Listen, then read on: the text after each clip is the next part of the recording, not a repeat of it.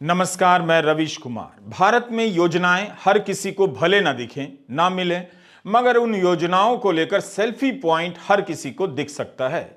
योजनाओं के प्रचार में भारत का कोई मुकाबला नहीं, बस लागू होने में हम थोड़ा कमजोर पड़ जाते हैं। क्या आपको कभी लगा कि 100 कमियों के बीच में प्रधानमंत्री के फोटो की कहीं भी कमी है?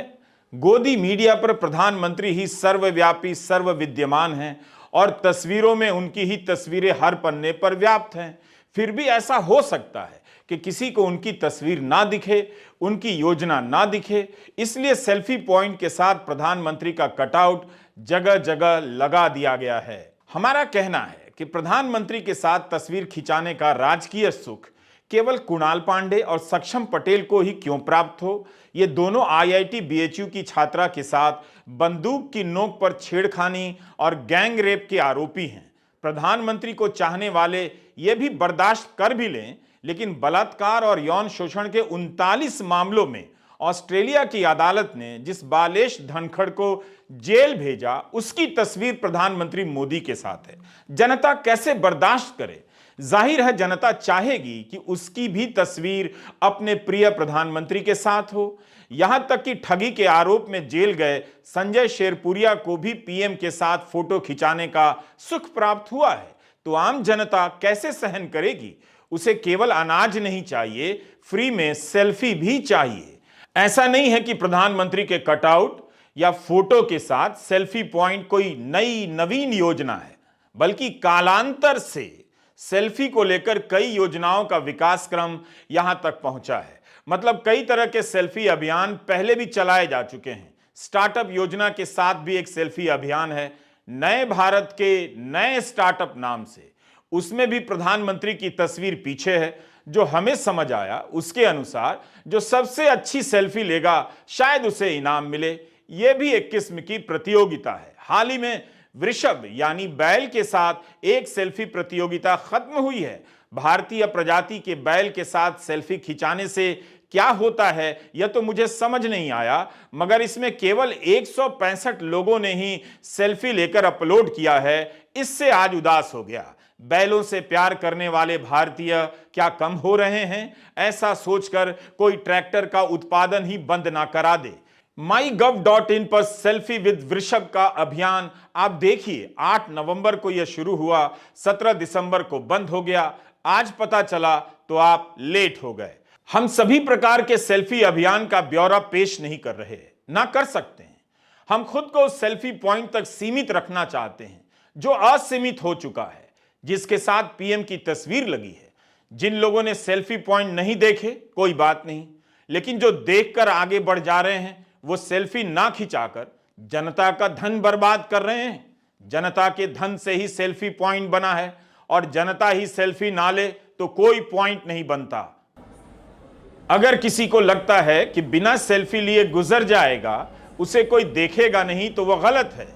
इस तस्वीर में प्रधानमंत्री आपको देख रहे हैं। याद रखिएगा, यह भी याद रखिए कि श्री राम जन्मभूमि तीर्थ ट्रस्ट के चंपत राय ने प्रधानमंत्री को विष्णु का अवतार कहा है।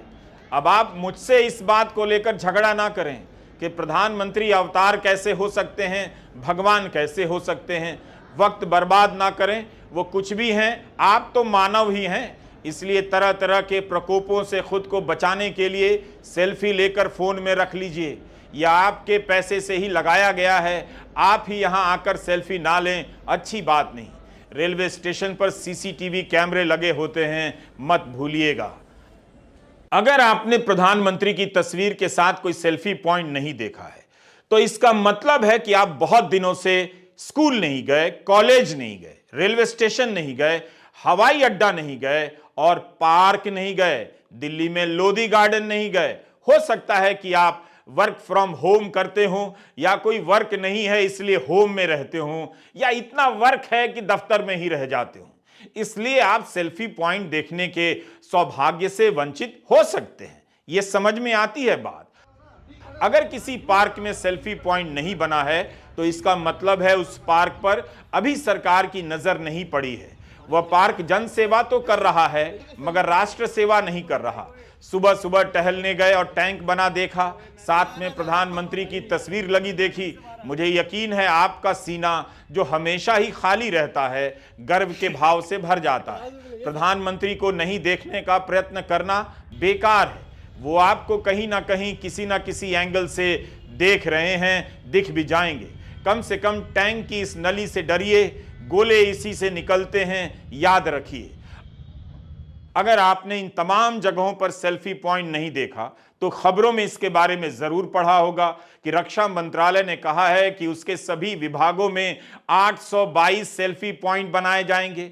इस पर भी कुछ पैसा खर्च हुआ होगा, वो आपका ही होगा। हमें पता नहीं कि सारे सेल्फी पॉइंट की सप्लाई कोई एक ही बंदा कर रहा है या एक ही राज्य का कोई एक ही बंदा कर रहा है या अलग अलग जगहों से सेल्फी पॉइंट की सप्लाई हो रही है। वैसे ये जानना तो चाहिए कि सेल्फी पॉइंट की सप्लाई कहां कहां से हो रही है। आपने अखबारों में यह भी पढ़ा होगा कि रेलवे एक सेल्फी पॉइंट बनाने के लिए 1.25 लाख रुपए से लेकर 6.5 लाख रुपए खर्च कर रहा है। अब खबर आई है कि रेलवे के जिस अधिकारी ने सूचना के अधिकार के तहत यह जानकारी दे दी, उसका अकारण तबादला कर दिया गया। इससे पता चलता है कि अब सूचना के अधिकार से भी आप तक जानकारियां नहीं पहुंच पाएंगी। टाइम्स ऑफ इंडिया ने खबर छापी है कि 7 महीने पहले ही उस अधिकारी की नागपुर में डीपीआरओ के पद पर नियुक्ति हुई। 2 महीने पहले अच्छे काम के लिए रेल मंत्री ने सम्मानित किया, मगर एक सूचना क्या दे दी, तबादला हो गया। कानून के हिसाब से उस अधिकारी ने कुछ भी गलत नहीं किया, मगर यह दौर दूसरा है, उस हिसाब से लगता है उसने गलत कर दिया। सेल्फी पॉइंट पर वीडियो बनाने से पहले तरह तरह के सेल्फी पॉइंट देख रहा था। लगा कि योजनाओं की मंडी सजी है। कहीं टॉयलेट की संख्या बताई जा रही है, कहीं बताया जा रहा है कि 2 करोड़ युवाओं को स्किल की ट्रेनिंग दी गई है। से चलकर रामपुर, मुरादाबाद के रास्ते सबको पता है भारत चांद पर पहुंच गया है, मगर इसका सेल्फी पॉइंट बनाया गया है। कृपया ध्यान दें, गाड़ी अमृतसर रेलवे स्टेशन पर जो सेल्फी पॉइंट लगा है उसे देखिए ध्यान से। 2 करोड़ युवाओं को स्किल ट्रेनिंग दी गई है। यह सेल्फी पॉइंट उन सभी 2 करोड़ युवाओं को खोज रहा है कि जब भी यहां से गुजरें एक सेल्फी तो लेते जाएं। आप युवाओं का भी फर्ज बनता है कि इस वाले सेल्फी पॉइंट से ना बचें, कभी कतराएं नहीं। याद रहे, भारत सरकार अब मजदूरों को विदेश में सप्लाई करने के लिए कई देशों के साथ समझौते कर रही है। कहीं आपसे मांग दिया गया कि 2 करोड़ स्किल वाले सेल्फी पॉइंट की सेल्फी डालें तो खामखा इसकी तलाश में आपको अमृतसर स्टेशन जाना पड़ सकता है। जब सारी दुनिया उल्टी दिशा में जा रही हो तो उसी दिशा को सीधी दिशा घोषित कर देना चाहिए, एकमात्र राजमार्ग घोषित कर देना चाहिए। भारत की जनता वैसे ही जगह जगह पर सेल्फी खिंचाते रहती है। सेल्फी के चक्कर में कई लोगों ने जानें दे दी। यकीन ना हो तो आप इन खबरों को पलटकर देख लीजिए।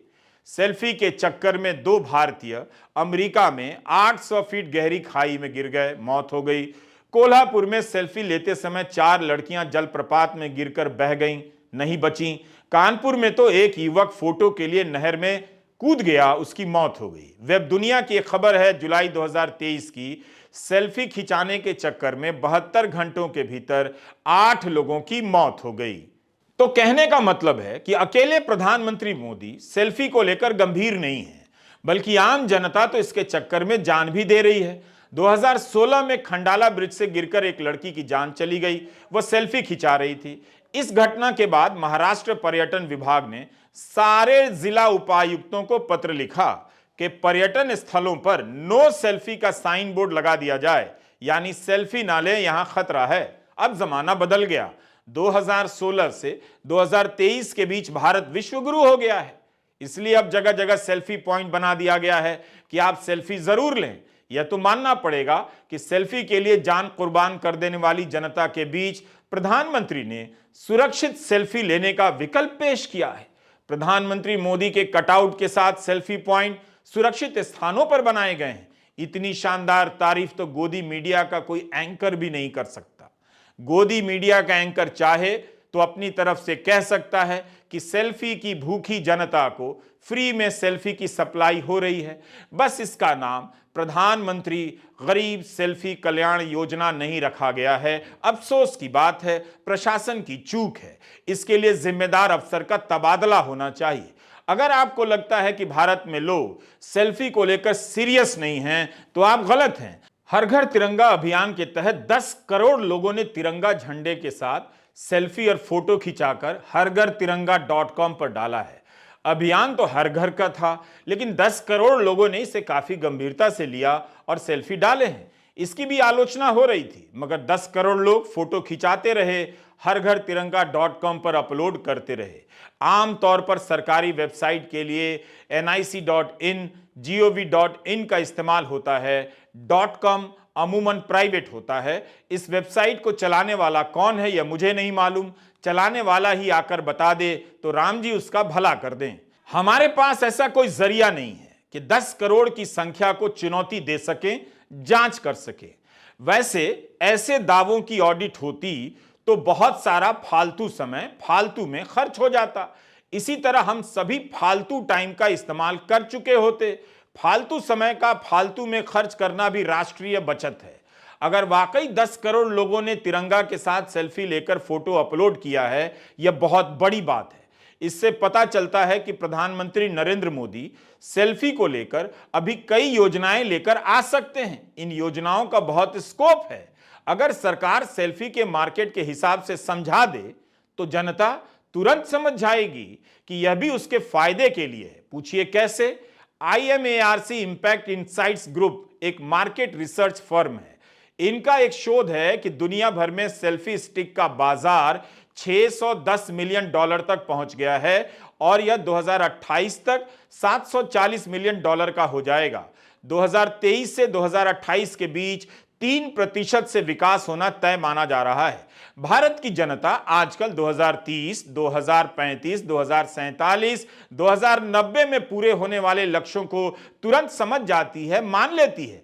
उसे वो लक्ष्य नजर नहीं आते जो 2022 में पूरे होने थे, नहीं हुए, यानी किसानों की आमदनी डबल नहीं हुई। इसलिए 2028 में सेल्फी स्टिक का कारोबार $740 मिलियन का हो जाएगा। यह सुनते ही भारत की जनता इसमें अपना राष्ट्रहित देखने लग जाएगी, ऐसा मेरा विश्वास है और यही जनता का ट्रैक रिकॉर्ड है। ना मैं हताश होता हूं, ना जनता मुझे निराश करती है। क्या ही क्वालिटी है! क्या आम आदमी की सेल्फी की चाह और प्रधानमंत्री की सेल्फी की चाह में कोई अंतर नहीं? बहुत अंतर है। आम आदमी सेल्फी लेता है, फोटो लेता है, हम सब जानते हैं। इसका मतलब यह नहीं कि हम उससे कहें कि आप हमारे कटआउट के साथ सेल्फी लीजिए। देखिए, आपको भी पता है कि हम सेल्फी की राजनीति पर बात करने जा रहे हैं, उसी के लिए वीडियो बनाया है। यह जो सेल्फी पॉइंट है, मौजूदा समय में भारत के लोकतंत्र के कैरेक्टर की झलक दे रहा है। सेल्फी उस दृश्य संस्कृति, विजुअल संस्कृति का हिस्सा है जिसके तहत आप किसी देश को, किसी सरकार को तरह तरह के विज्ञापनों के जरिए देखते हैं, महसूस करते हैं। सेल्फी का उद्गम तो सेल्फ यानी निज यानी मैं से आया, मगर अब यह राजनीति का भी हिस्सा है।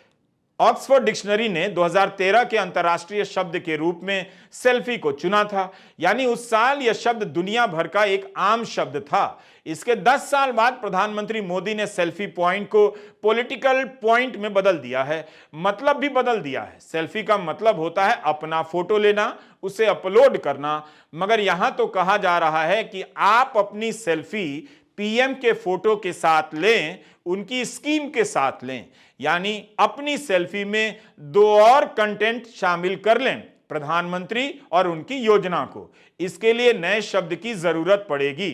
चाहे तो आप सेल्फी की जगह मोल्फी कह सकते हैं। ऐसी सेल्फी जिसमें मोदी और उनकी योजना का होना अनिवार्य है।